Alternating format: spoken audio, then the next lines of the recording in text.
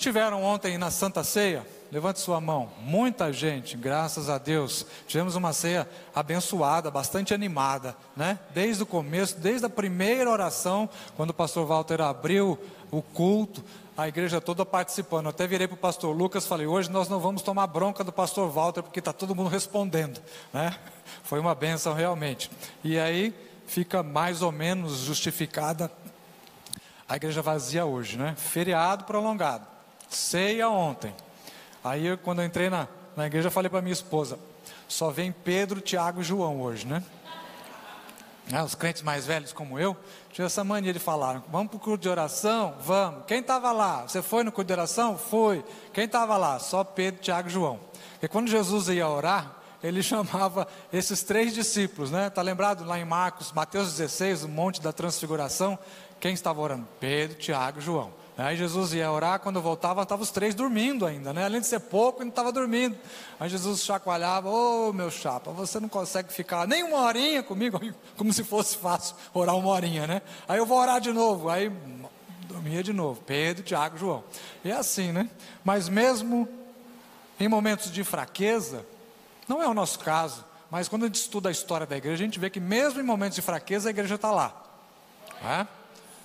Durante muitos anos, nós aqui do Ocidente pensávamos que na União Soviética não tinha igreja.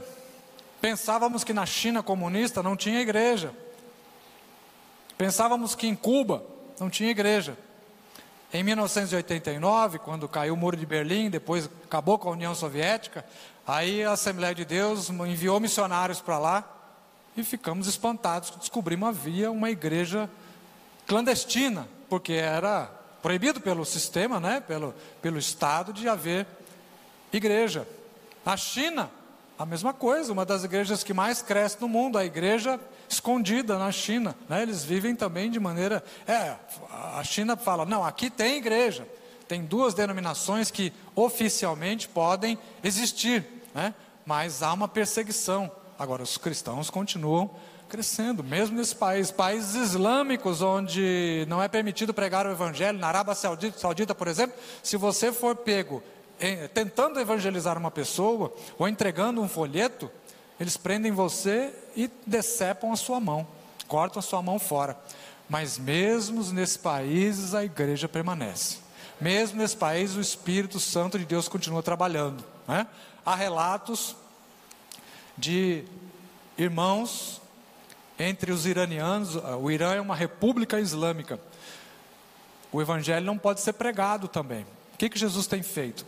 Dado sonhos aos iranianos, a afeganistãos, a paquistaneses.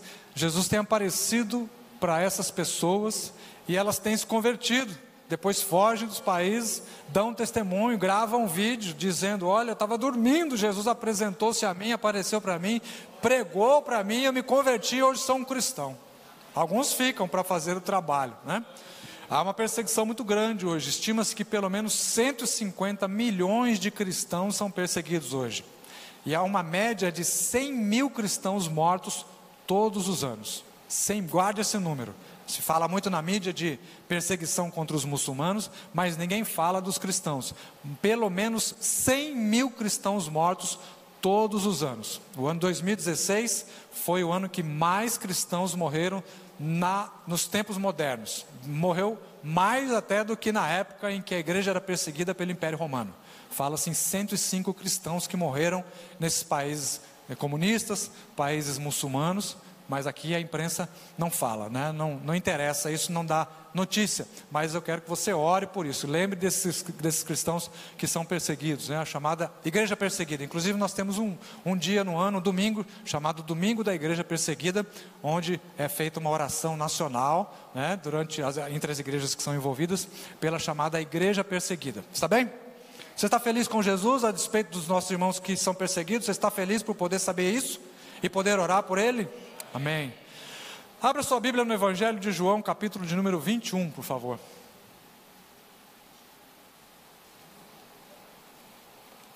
Eu quero pregar uma mensagem, que certamente você já leu essa passagem. Fala da pesca maravilhosa. O título é A Pesca Maravilhosa, ou Jesus e a Pesca Maravilhosa. É um texto bastante conhecido, simples, mas ele, na minha opinião, como toda a palavra de Deus, ele é bastante atual. Evangelho de João, capítulo 21, eu vou ler dos versículos 1 até o 14. Diz assim: Depois disso, Jesus apareceu novamente aos seus discípulos, à margem do mar de Tiberíades. Esse mar de Tiberíades é o mar de Quinerete, ou mar da Galileia. Ele tem esses nomes, dependendo da época ele mudava de nome, as pessoas chamavam ele por outro nome. Foi assim: estavam juntos Simão Pedro, Tomé chamado Dídimo, Natanael de Caná da Galileia, os filhos de Zebedeu e 2 outros discípulos. Vou pescar, disse-lhes Simão Pedro. E eles disseram: nós vamos com você. Eles foram e entraram no barco, mas naquela noite não pegaram nada. Ao amanhecer, Jesus estava na praia, mas os discípulos não o reconheceram. Ele lhes perguntou: filhos, vocês têm algo para comer? Eles responderam que não. Ele disse: lancem a rede do lado direito do barco e vocês encontrarão. Eles a lançaram e não conseguiam recolher a rede, tal era a quantidade de peixes. O discípulo a quem Jesus amava disse a Pedro: é o Senhor.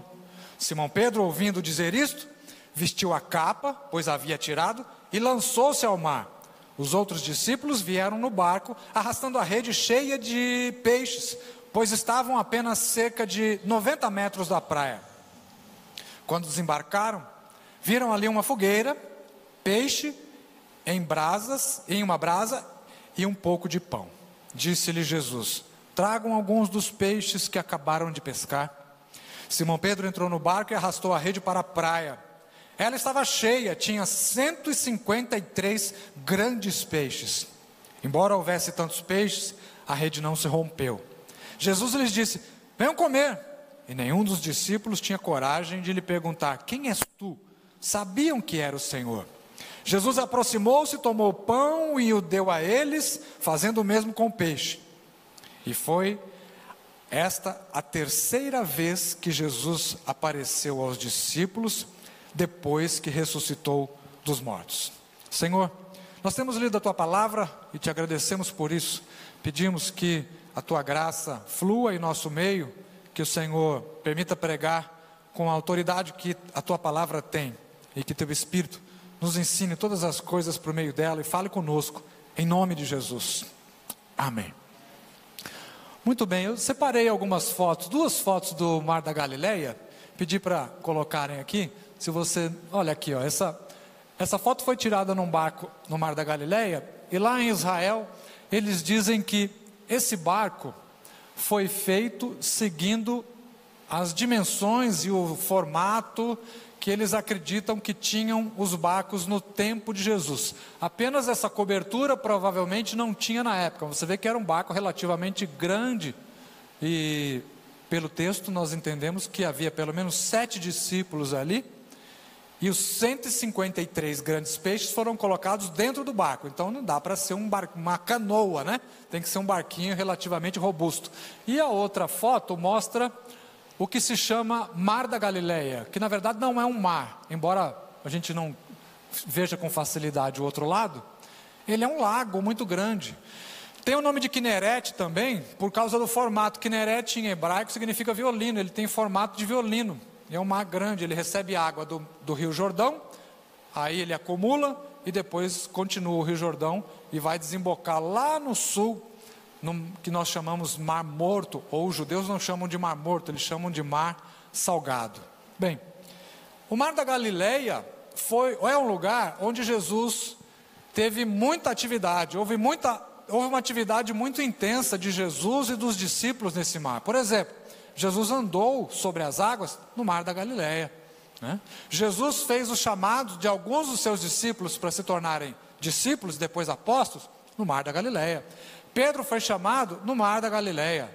3 anos e meio aproximadamente antes dessa passagem que eu acabei de ler, Jesus passou no mesmo mar, só que ele não era um pregador famoso, era um pregador, mas não um pregador famoso que se tornaria depois. E os discípulos também haviam encontrado dificuldade na pesca. E naquele momento Jesus entrou no barco de Pedro, pediu para Pedro remar um pouco, se afastar um pouco da praia, pregou uma mensagem. Depois que terminou de pregar, Jesus falou para Pedro remar até o fundo do mar e deu ordens para que fosse lançada a rede. Eles lançaram a rede e conseguiram pescar uma quantidade muito grande de peixe. Curiosamente, 3 anos e meio antes, foi um desastre, porque as redes começaram a se romper. Eles tentaram colocar os peixes dentro do barco e o barco quase afundou.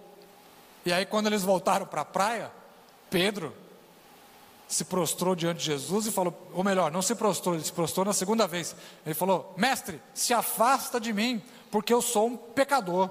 Ou seja, Pedro não queria continuar com Jesus por perto, porque ele entendeu que Jesus tinha algo especial de Deus, e que ele, sendo um pecador, não convinha misturar luz com as trevas. Só que Jesus inverteu a expectativa de Pedro e falou, você agora vai ser meu discípulo, vem e me segue, eu vou fazer você agora um pescador de homens.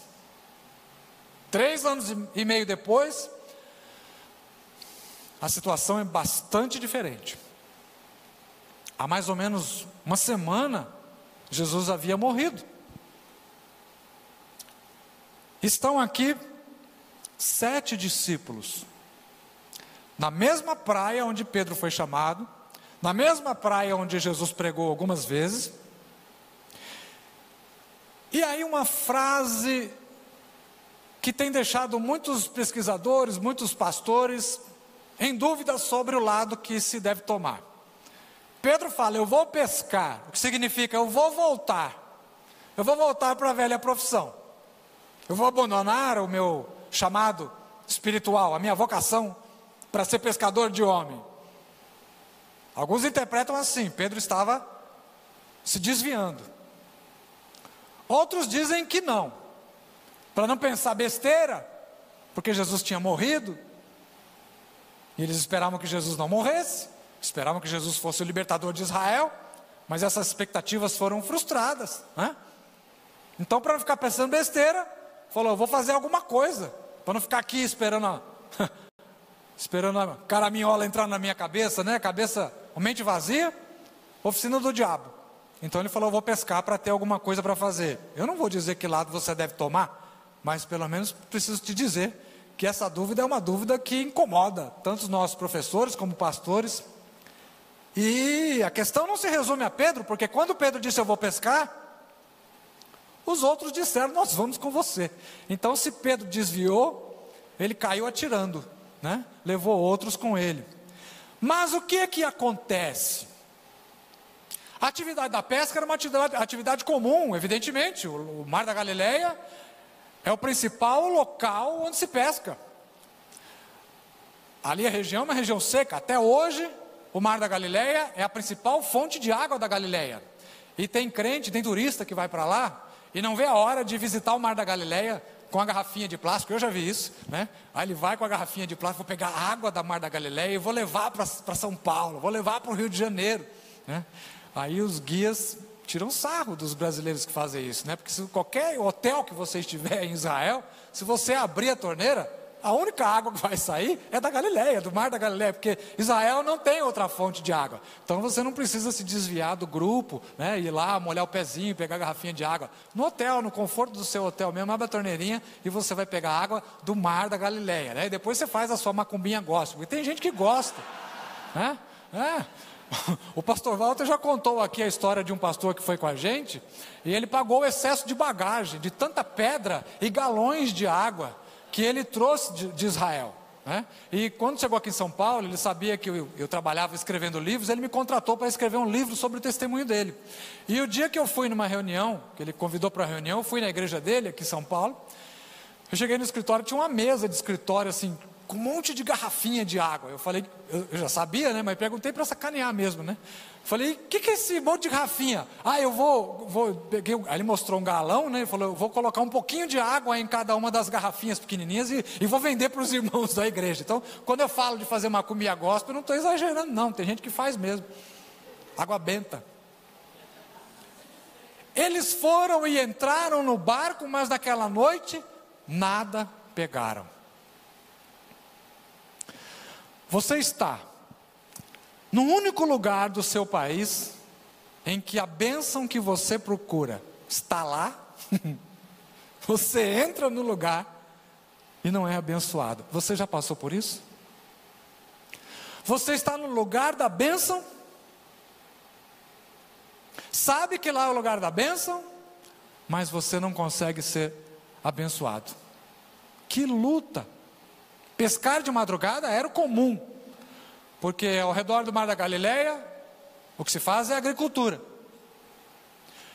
Muitas famílias pobres trabalhavam na agricultura de dia e à noite pescavam para poder completar sua renda.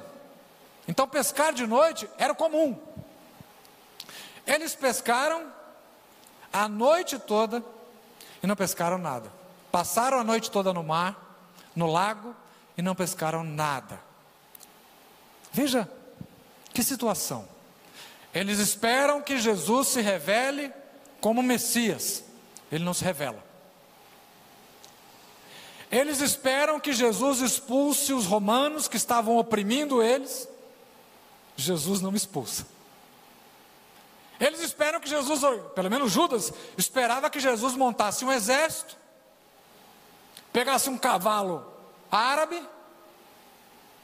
e entrasse em Jerusalém como um grande líder, do jeito que fez Davi. O filho de Davi, Salomão, tinha cidades para guardar carros e cavalos de guerra, diz o texto do livro de Reis. Salomão montou um exército enorme, ou melhor, administrou o exército que o pai dele montou, né? E tinha gente em Israel no tempo de Jesus que esperava que Jesus fizesse isso, montasse num cavalo importado, organizasse um exército, fizesse guerra contra os romanos. O que Jesus fez? Mandou os discípulos entrarem numa aldeia, pegar um jumento, e na minha opinião, Jesus está ali humilhando os judeus. Como diz a nossa expressão, está tirando onda com os judeus. Vocês esperam um libertador poderoso? O meu reino não é desse mundo. Aí ele entra num jumentinho pangaré na cidade de Jerusalém e fala: o meu reino não é desse mundo. Eu não venho com violência, eu não venho pela força, eu não venho com armas, eu venho com amor, eu venho com mansidão, eu venho com humildade. A minha guerra não é uma guerra para matar pessoas, a minha guerra se dá, como o Rick falou agora há pouco, no mundo espiritual. Você percebe que há guerras que estão acontecendo no mundo espiritual? Sabe que há coisas na sua vida que estão acontecendo no reino do Espírito. Nós estamos aqui, mas está acontecendo uma batalha espiritual. Às vezes a gente não gosta de espiritualizar demais, com medo de cair no fanatismo. Mas aí cometemos um outro erro, que é racionalizar demais. E é esquecer que Deus é Espírito, que há anjos a serviço da igreja, de que o Espírito de Deus está na igreja, de que a nossa luta não é contra a carne, contra o sangue, mas contra as hostes, os principados nas regiões celestiais. Precisamos de equilíbrio. Você está consciente disso? Muito bom. Havia um derrotismo aqui. Eles não esperavam que Jesus morresse, morreu. Esperavam que Jesus libertasse o povo, não libertou, pelo menos aos olhos deles. Aí Jesus manda que eles fossem para Galileia. Eles vão para Galileia, mas para fazer o quê? O que era para fazer na Galileia? O anjo havia dito para Maria, para Marta, né? Ou melhor, para Maria, né? Quando esteve no túmulo. Não adianta procurar Jesus onde ele não está. Vocês estão procurando o vivo no cemitério. Vão para Galileia. Os discípulos foram para Galileia. Mas vai fazer o que na Galileia? Não há mais instrução. Esse é um dilema com o qual a gente convive. E não pense porque eu sou pastor, ou porque eu sou teólogo, que eu tenho um contato, um telefone vermelho, e que tudo aquilo que eu quero saber, eu só ligo para o Senhor, e Ele responde, porque não. Nós estamos todos no mesmo barco, nós temos algumas orientações, mas eu diria que mais da metade, quase a totalidade, nós fazemos as apalpadelas. Nós vamos na direção que o Senhor deu, mas sem muito detalhe. Ora, foi assim com Abraão. Abraão, sai da tua terra, da tua parentela e da casa do teu pai. Para onde? Cadê o mapa? Cadê o endereço, o CEP? Para a terra que eu vou te mostrar. Primeiro você sai. Se você não sair, eu não vou dar mais detalhes. Mas sai para que lado? Sai para um lado que você quiser, mas saia. Mas para o norte, para o sul, Abraão, sai da tua terra, da tua parentela e da casa do teu pai. Saia para o lado que você sentir no seu coração sair. No meio do caminho, Deus vai corrigir as coisas, mas tome a iniciativa de sair. Não importa para o lado que você vai sair, o importa é que você obedeça a ordem imediata de Jesus. Tome uma iniciativa, comece.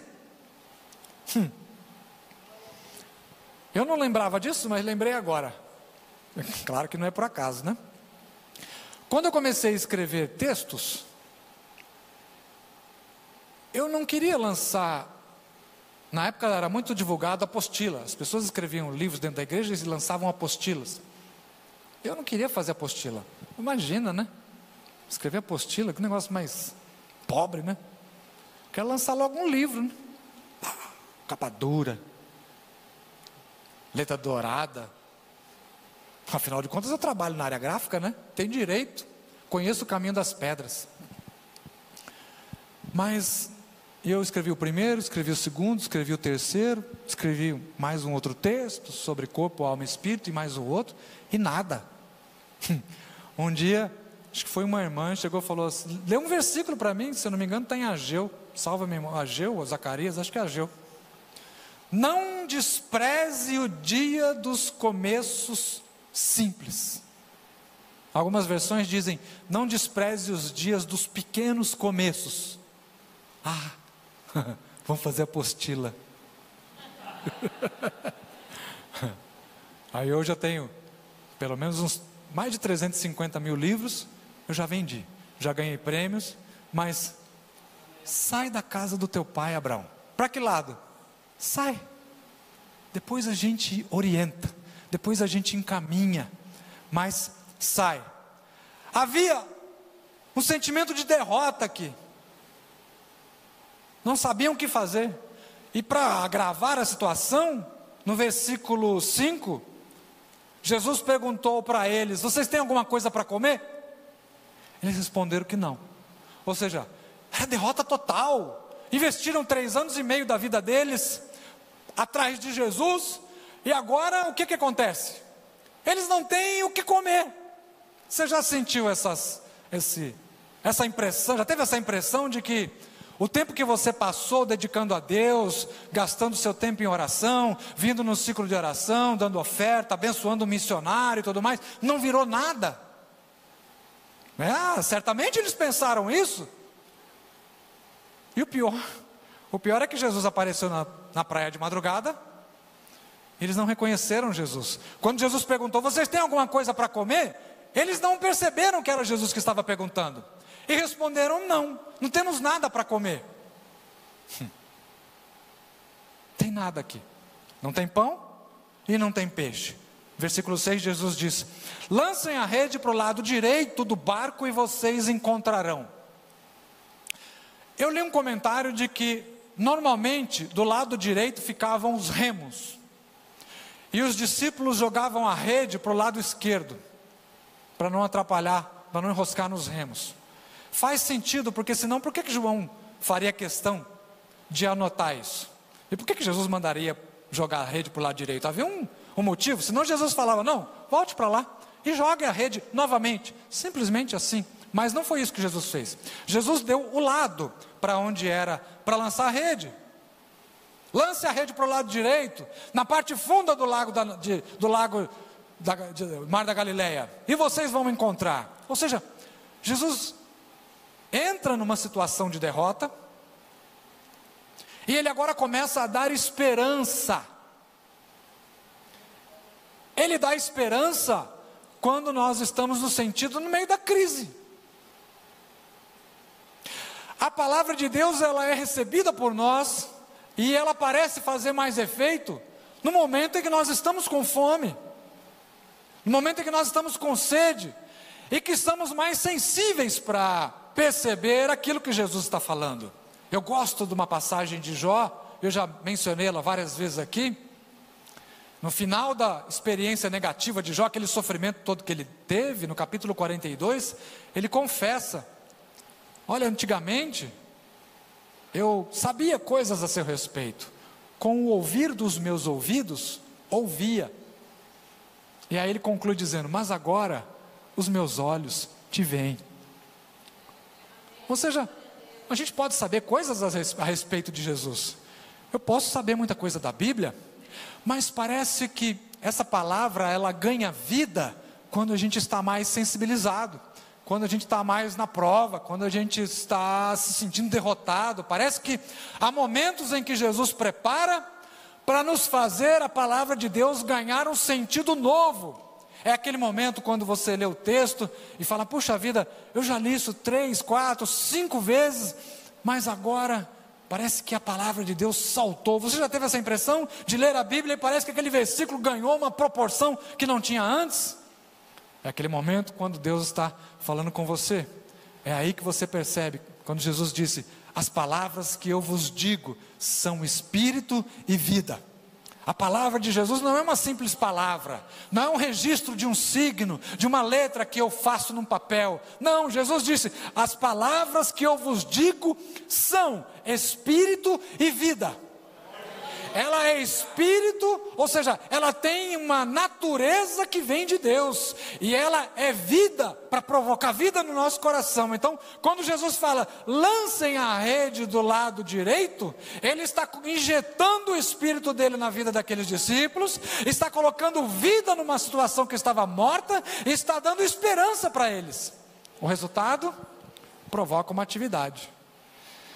E aqui Ele vai provocar uma atividade com gente que está com o barco à deriva.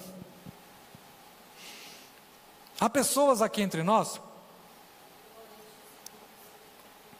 que estão acostumadas com a igreja, o que é um perigo acostumar com a igreja. Pastores, obreiros em geral, líderes de departamentos, diáconos, os irmãos de oração. É uma vocação perigosa, porque você corre o risco de se acostumar com todo dia estar na igreja, ou dia sim, dia não, e de repente o sagrado já não te impressiona mais, faz parte do cotidiano, banaliza o sagrado, banaliza as coisas de Deus. Veja os filhos do sacerdote no Antigo Testamento, né? O sacerdote Eli, Nadab e Abiú. Leia a história deles, veja quanta besteira eles fizeram, né? Por quê? Familiarizaram-se demais com as coisas de Deus. E veja, aqui quando Jesus, no versículo 6, manda eles lançarem a rede do lado direito, eles estavam tão à deriva, que nem quiseram saber quem era. Se era um especialista em pesca, se era um rabino, se era um profeta. Eles estavam tão jogados no mundo, tão acostumados com uma situação que estavam vivendo, tão entregues, tão rendidos, que eles entram no bar, remam, lançam a rede, pescam os peixes, e aí João, aqui ele não fala o nome dele, mas é João, ele cochicha para os outros discípulos: é o Senhor. E aí Pedro certamente se lembra de 3 anos e meio atrás, o mesmo Jesus, no mesmo barco, a mesma ordem, o mesmo milagre. E Pedro estava como? Talvez só de tanga, ou estivesse pelado. E aí ele pega a sua capa e veste a capa. Você já viu aqueles pregadores que falam, espiritualizando a capa, né? Bartimeu jogou sua capa, porque a capa representava a vida velha, a vida do passado, a vida de pecado, e blá blá blá blá blá blá blá. Aqui Pedro faz o contrário. Pedro pega a capa, se veste da capa, e a capa atrapalharia ele. Por quê? Porque ele se joga na água e vai nadar mais ou menos 90 metros, naquele marzão que vocês viram aí. 90 metros com a capa. Ele se chega até Jesus, se prostra diante de Jesus, e agora, diferente de 3 anos e meio atrás, ele não fala, Senhor, se afasta de mim porque eu sou um pecador. Ele fala, Senhor, eu te adoro, Senhor, eu te louvo, porque o Senhor agora ressuscitou, e ele está vendo Jesus ali. Ele adora a Deus no coração, ele adora Jesus no coração. Mas o texto também mostra para a gente, que eles ficaram com medo de perguntar se era Jesus. Eles sabiam que era Jesus. Está lá no versículo 12. Jesus chamou, venham comer. Nenhum dos discípulos tinha coragem de lhe perguntar, quem és tu? Sabiam que era o Senhor. Ontem nós celebramos a ceia que rememoriza a morte de Jesus, né? E nós comemoramos a ceia por quê? Comemoramos a morte porque pela morte nós temos vida. Pela morte de Jesus nós temos os pecados perdoados. Então graças a Deus que Jesus morreu. Para nós é motivo de alegria. Agora estamos hoje aqui no domingo, celebrando a ressurreição de Jesus. E Jesus aparece aqui para os discípulos, ressuscitado pela 3ª vez. Ele já tinha aparecido para Tomé, já tinha aparecido para os discípulos, já tinha aparecido também para as mulheres. Agora aparece para os discípulos no mar da Galileia, e iria continuar aparecendo. Daqui a pouco ele ia aparecer na estrada de Emaús, que liga Jerusalém à região que nós chamamos hoje de Gaza. Ele ia entrar na casa daqueles discípulos, ia comer com eles, os discípulos também não iam perceber que era Jesus, até que ele partisse o pão e entregasse o pão. Eles iam reconhecer o gesto de Jesus, a maneira, o jeito, e aí quando eles reconhecessem Jesus, Jesus mais uma vez desapareceria. Depois Paulo, lá na frente, quando escrevesse a carta aos Coríntios, diria que durante alguns dias Jesus apareceu a mais de 500 discípulos. Glória a Deus por isso.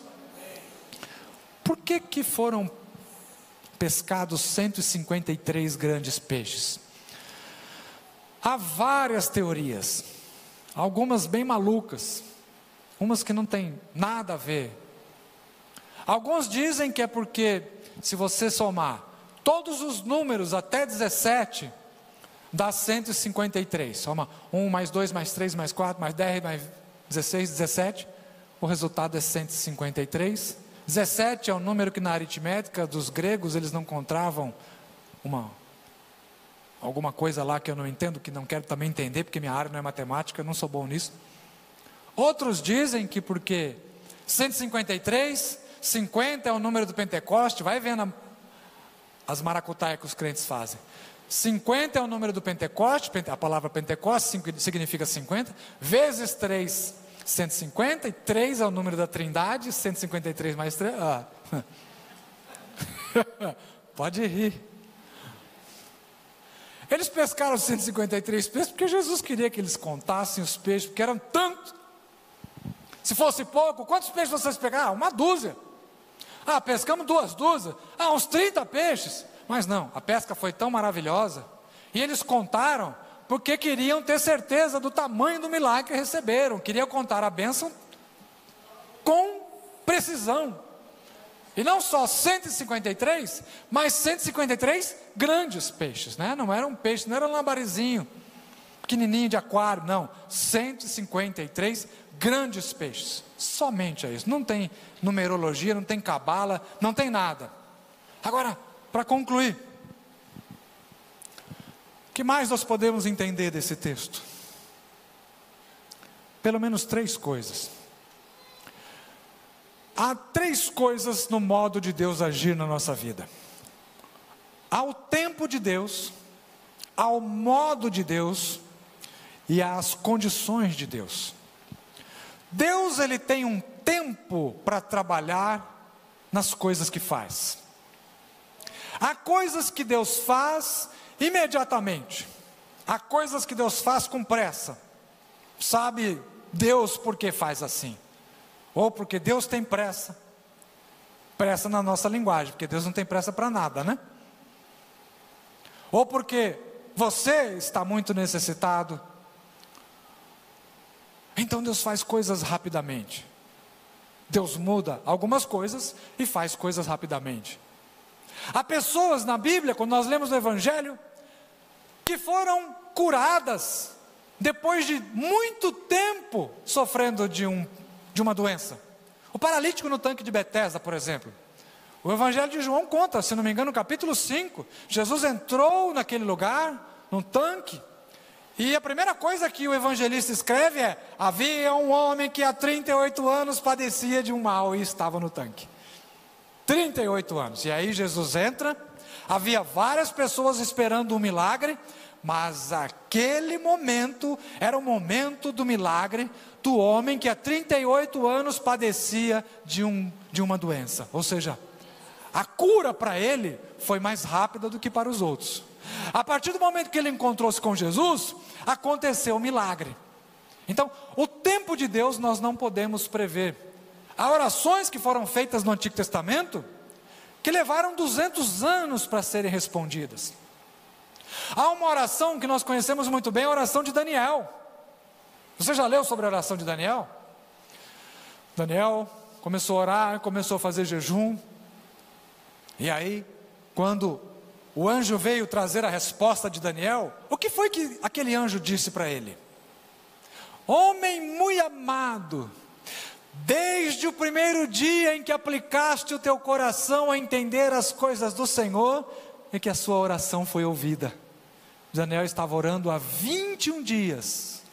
Talvez ele estivesse como você, fazendo oração e pensando que Deus não está mais ouvindo. Talvez você está fazendo oração imaginando que Deus não quer mais ouvir a sua oração. Deus não quer mais entrar na sua vida. Mas veja, o anjo disse para Daniel: desde o primeiro dia em que você começou a orar, a sua oração foi ouvida. E ele acrescenta: e eu vim por sua causa. E por que ele demorou tanto para chegar? O Rick dos teclados, já foi usado para falar. Há uma luta espiritual. E o anjo falou: eu vim por tua causa, mas eu tive que passar por uma batalha antes de chegar aqui. Porque haviam 2 principados ou 2 demônios que impediram a minha chegada. De modo que eu precisei recorrer a um outro anjo para me ajudar a atravessar essa barreira e vir até aqui trazer essa mensagem para você. Então, o tempo de Deus é o tempo de Deus. O que nós precisamos entender é que da nossa parte cabe a perseverança. Imagine se Daniel tivesse parado de orar. Imagine se Pedro de fato tivesse desviado. Imagine se os outros discípulos tivessem desviado. Imagine se Ana não quisesse mais orar pedindo um filho. Imagine se Agar não quisesse mais orar pedindo água para o menino. Deus não teria agido. Esse é o primeiro ponto, o tempo de Deus. Segundo, o modo. Qual é o modo que Deus abençoa? Deus abençoa do modo como quer. Eles eram especialistas em pesca, mas Jesus era especialista em peixe. Vocês lembram ontem o pastor Walter falar? Que nós usamos 10% do nosso cérebro e os outros 90%. Por que Deus criou com essa capacidade toda que nós usamos? Aí o pastor Walter falou: eu penso que no tempo do Jardim do Éden, Adão tinha um poder mental que ele comandava toda a criação, ele comandava os animais e comandava os peixes, né? Se nós perdemos a capacidade de comandar os peixes, se for isso realmente para que serve esse grande poder que nós temos no cérebro, Jesus não perdeu a capacidade de comandar os peixes. Numa outra ocasião, Jesus estava entrando na cidade e foi cobrado o imposto de Jesus. Jesus estava despreparado, não tinha dinheiro. E ele disse o que para os seus discípulos? Lance o anzol. Ele não falou para jogar rede, né? Lance o anzol. Ou seja, não precisa fazer um estardalhaço. Pesque um peixe. Eu vou dirigir o anzol. Esse anzol vai pescar o peixe. Você vai tirar esse peixe da água, vai abrir o peixe, vai ter a moeda para pagar o meu imposto e o seu imposto. Eu imagino que aquele discípulo deve ter obedecido porque era obediente. Mas não tenho dúvida nenhuma que ele deve ter duvidado no coração dele, né? Vê se Jesus está aprontando comigo. Eu vou pegar um peixe vazio e aí ele vai dar uma lição para a gente, né? Jogou o anzol, puxou, estava lá o peixe, estavam as 2 moedas, ou uma, não sei, mas foi paga o imposto de Jesus e o imposto do discípulo. Jesus sabe a direção em que os peixes andam. Se você precisa pescar um peixe, Jesus vai dirigir o seu anzol. Ah, pastor Magno, o senhor não sabe da minha luta. Um anzol é pouco, meu problema é grande. Então, lança a rede do lado direito e você pode pescar 153 grandes peixes. Apenas fique sensível à ordem do Senhor para lançar para um lado ou para o outro, mas faça alguma coisa. Jesus entra na sua crise, ele precisa provocar alguma atividade, você precisa se mobilizar para algum lado. Entenda.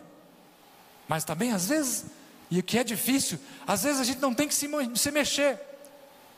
E aí está o complicado de ser crente, o complicado de querer ser dirigido por Deus, porque às vezes Ele nos manda ir, mas às vezes nós queremos ir, Ele nos manda ficar. Ficai, porém, na cidade de Jerusalém, até que do alto sejais revestidos de poder. Ficar 50 dias em Jerusalém para fazer o quê? Esperando o batismo com o Espírito Santo. Mas o que era o batismo com o Espírito Santo? Ninguém tinha sido batizado ainda. Imagine, irmão, você ficar 50 dias no lugar orando, esperando uma coisa que você não sabe o que é, e nem quando vai vir.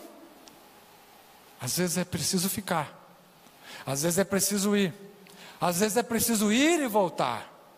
Quando eles estavam entrando em Jericó, a ordem do Senhor foi: rodeie a cidade de Jericó por 6 dias. No 7º dia, rodeiem a cidade 7 vezes. Quando terminar, dá um grande grito e o muro vai cair. Então veja, tem vezes que é para ficar, tem vezes que é para ir embora, tem vezes que é para ir e voltar para o acampamento. Então, essas são as condições do Senhor. E as condições do Senhor, elas são específicas. Isso é difícil de entender, mas por outro lado é bom, porque mostra que Deus está preocupado especificamente com você. Ele não trabalha por atacado. Deus nesta noite está fazendo um milagre aqui, aí 2 ou 3 saem abençoados, mais da metade não sai. Não, Deus tem uma palavra para você. Deus tem um modo de tratar com você. Ele respeita o modo como você é. Se você é tímido ou não, se é rico ou não, se tem cultura ou não, se está preparado ou não, se é homem, se é mulher, se é negro, amarelo, branco, não importa. Deus sabe isso. E Ele tem um modo de trabalhar específico para você. Amém? Isso é bom? Isso mostra que Ele valoriza você? Ele não fez todos os milagres do mesmo jeito. Ele curou cego de um jeito, curou cego de outro. Curou paralítico de um jeito, paralítico de outro. Ressuscitou mortos de um jeito, ressuscitou mortos de outro. Batizou com o Espírito Santo de um jeito, batizou de outro. Isso é o brilho da vida cristã. Porque você tem que se envolver com o Senhor para entender qual é o modo como Ele está trabalhando na sua vida. E finalmente, as condições. Quais são as condições em que vão se dar a bênção de Deus? Quais são as condições em que o Senhor vai trabalhar na minha vida? Será que é no momento em que eu vou estar passando por maior luta? Será que é no momento em que eu vou estar desatento? Será que é no momento em que eu me dispor para envolver-me com a obra de Deus? Ou será que Deus vai levar em consideração a minha vida e talvez a hora que eu estiver fraquinho, Ele vai entrar com uma providência tão grande? A gente não sabe. Na verdade, o que o Senhor nos dá para nós começarmos é pouco.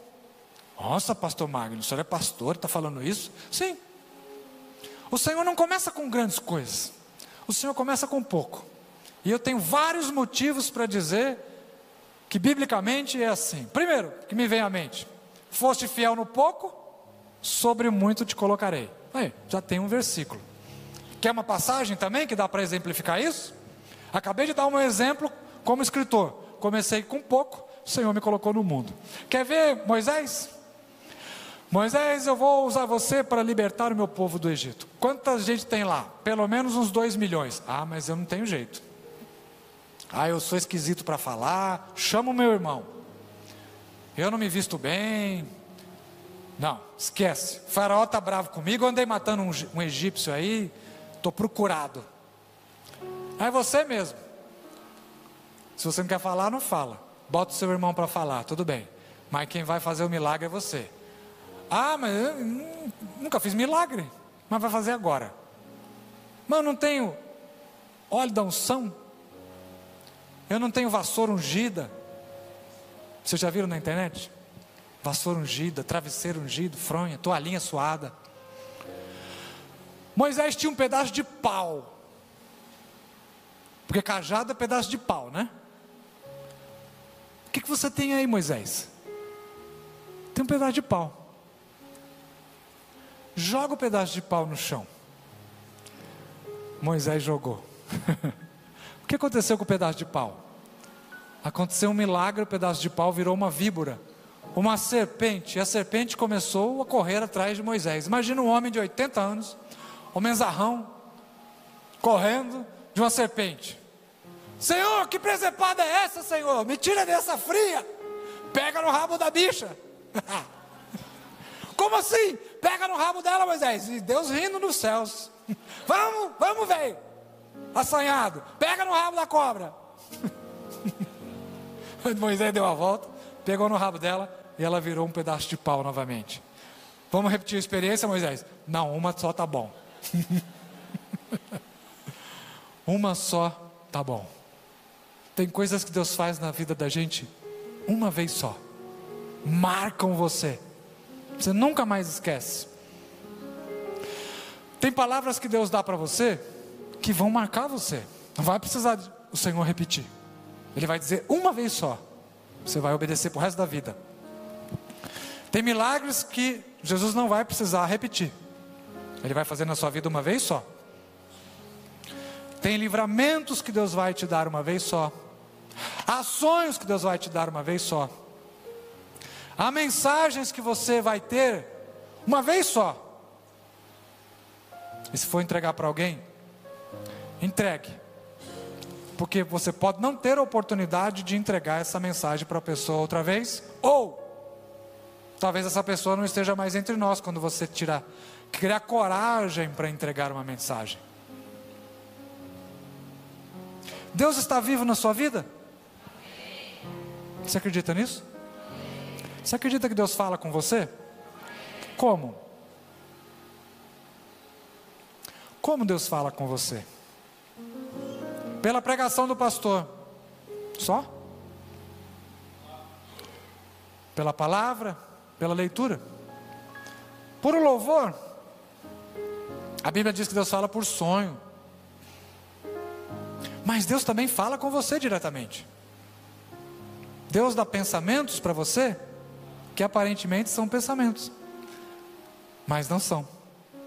São palavra de Deus. Vem diferente. Você sente que é diferente, mas você tem medo de acreditar que Deus está usando um comedor de feijão e arroz. Mas Deus está usando um comedor de feijão e arroz. Deus está usando você. Deus está usando um comedor de pão e peixe. Deus se preocupou com o comedor de pão e peixe. Foi atrás dos comedores de pão e de peixe lá no mar, na noite escura da alma. E a noite toda passaram sem pegar um peixe. A alegria, quando ela vem? Choro dura uma noite, mas a alegria vem pela manhã. E diz o versículo 4: ao amanhecer, Jesus estava na praia, mas os discípulos não o reconheceram. Vocês lembram que eu falei um dia desse? Que eu não ia pedir para Jesus abençoar, nem para proteger, porque isso supõe que Ele não está abençoando e não está protegendo.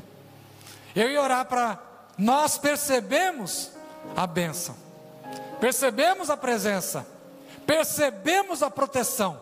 E o pastor Walter falou ontem que vai pregar uma mensagem sobre isso, né? Que Deus inspirou ele.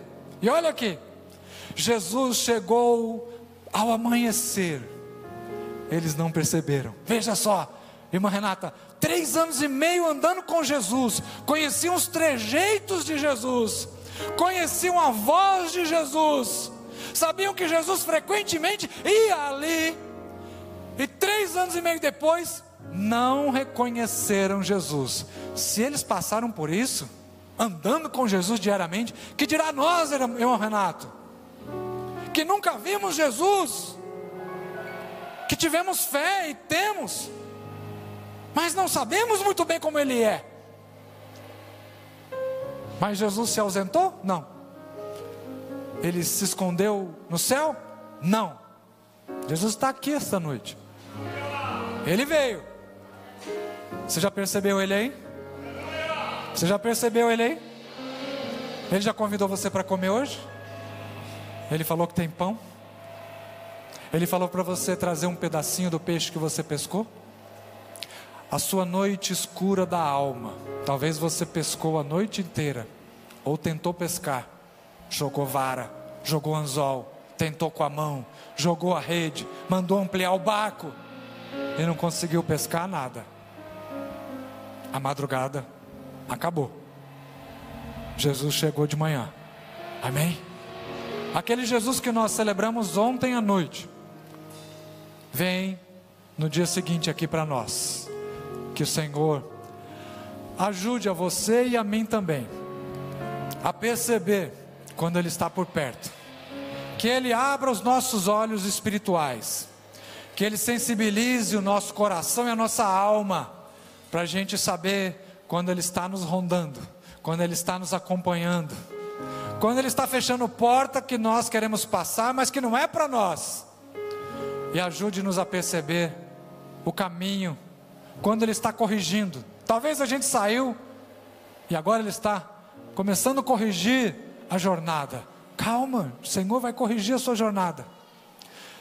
Eu vou contar para encerrar um testemunho rápido. Às vezes a gente pensa que o errado deu errado porque o diabo fez assim, né? Domingo passado nós não tivemos o culto aqui por causa do carnaval aí, né? O pastor Walter foi para Belmonte, eu fui pregar na Guarapiranga. Na Guarapiranga 5 almas converteram, né? Mas isso não é tudo. Tivemos o culto aqui no sábado, e porque no domingo ninguém trabalha, um casal falou para nós, para mim e para minha esposa: vamos sair para comer uma pizza? Vamos comer aonde? Eu falei: eu estou duro, escolhe um lugar de pobre aí, porque você é riquinho, né? Eu sou pastor. Aí no fim vai daqui, vai de lá, fala: vamos para minha casa? Vocês já receberam a gente na sua casa e a gente nunca teve o prazer de receber vocês no nosso humilde apartamento. Vamos. E foram. E comemos, e bebemos, nos alegramos, falamos das coisas de Deus. E aí na hora de ir embora, quase 1h da manhã, ele falou: pastor, o senhor pode orar? Abençoar a nós? Claro. Dificilmente as pessoas pedem para orar depois de comer uma pizza à noite e 1h da manhã, né? Mas eu estou disposto a orar. Comecei a orar, e quando eu começo a orar, a irmã começa a falar em línguas. Falei: olha. E eu continuei orando. E o irmão do meu lado: amém, amém. Orei pelos filhos dele: amém. Orei pelo trabalho dele: amém. Ele prestando atenção. E eu prestando atenção na irmã falando em línguas, e ele prestando atenção na minha oração. Quando eu falei em nome de Jesus, amém, Deus tomou aquela irmã em profecia. Falei: olha, você saiu, mas saiu para o lado errado. Você e sua esposa tomaram uma decisão. Não é isso. E mais, eu estou vendo a sua cabeça trabalhar demais. Vou dar um pouquinho de calma para a sua cabeça. Terça-feira, será domingo de madrugada, né? Terça-feira você vai receber. Não, falou: essa semana você vai receber uma ligação para saber que eu falei com você. Eu não duvidei. Mas depois que tinha falado de uma decisão que eu tinha tomado com a Roselina, terça-feira eu toco o telefone: amém, já estava te esperando. Qual é a bênção? Amém. Está aflito? Diga para você mesmo: estava, não estou mais. Já estou percebendo Jesus na minha vida. Vamos orar? Pai, nós louvamos o Teu nome, porque se estivéssemos aflitos, o Senhor estava olhando a nossa aflição. Se estávamos em dúvida, se estávamos sem orientação, se estávamos em crise, se estávamos ansiosos, Senhor, a Tua palavra tem poder para nos acalmar. A Tua palavra tem poder para nos dar a direção, a orientação. Muito obrigado, Senhor, porque podemos vir aqui hoje, nos reunirmos. Certamente haverá fruto deste culto, certamente haverá fruto dessa palavra. Pai, nós oramos pelo nosso irmão e a nossa irmã, que precisam perceber mais a sua ação. Amém também. Aos nossos pastores, pastor Ricardo, pastora Priscila, pastora Márcia, pastor Walter, Senhor, que não estão aqui, os meninos, que todos nós possamos sentir a sua presença constante e real na nossa vida. Pai, não nos deixa nunca duvidar que o Senhor está por perto, mas abra sempre os nossos olhos espirituais, nos dá sensibilidade para perceber a Tua presença santa, pura e verdadeira. Em nome de Jesus oramos assim, agradecidos. Amém. Uma salva de palmas ao Senhor.